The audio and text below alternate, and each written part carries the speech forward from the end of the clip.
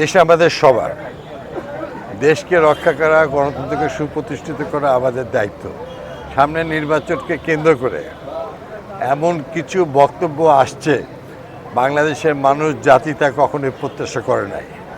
যারা এই ধরনের বক্তব্য দিচ্ছে তারা দীর্ঘ 17 বছর ফ্যাসিস্টদের মতোই কথা বলছে।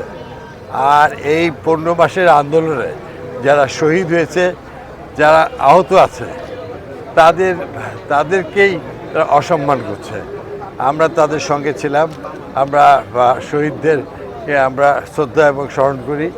এবং এই যে জায়গা থেকে শুরু করছি, এখানে এই ফ্যাসিস্টদের, হাসিনার ফ্যাসিস্টদের দ্বারা শহীদ হয়েছিল আমাদের সাকিব আঞ্জুম।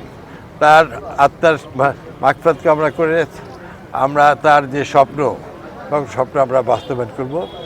এবং একটি দলের গুরুত্বপূর্ণ ব্যক্তি আমাদের মা বোনদেরকে নিয়ে যে বক্তব্য দিয়েছেন, যা সমস্ত পত্রিকায় আসছে, তাদের কাছে জাতি এই ধরনের বক্তব্য প্রত্যাশা করে না।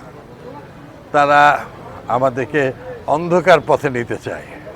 শহীদ জিয়া, বেগম জিয়া আমাদেরকে পথ দেখিয়ে গেছেন, তারেক রহমান সেই পথকে নিয়ে এগিয়ে যাচ্ছেন। আমরা আলোর পথে, আমরা দেশকে, গণতন্ত্রকে সুপ্রতিষ্ঠিত করার জন্য এই নির্বাচনে অংশগ্রহণ করছি। আমি আশা করছি এই নির্বাচনে রাজশাহী অত্যন্ত সুন্দর। সারা দেশে আজকে নির্বাচনী উল্লাস, মানুষ আজকে ভোটের জন্য উদ্গ্রীব হয়ে আছে। আর সে সময় এই ধরনের বক্তব্য নির্বাচনকে বাধাগ্রস্ত করারই একটা পূর্ব পরিকল্পনা। তারা কখনোই দেশের মানুষের বন্ধু না। আমি আশা করব জাতীয় পর্যায়ে নেতৃত্ব দিয়ে এই ধরনের বক্তব্য না দেওয়ার জন্য।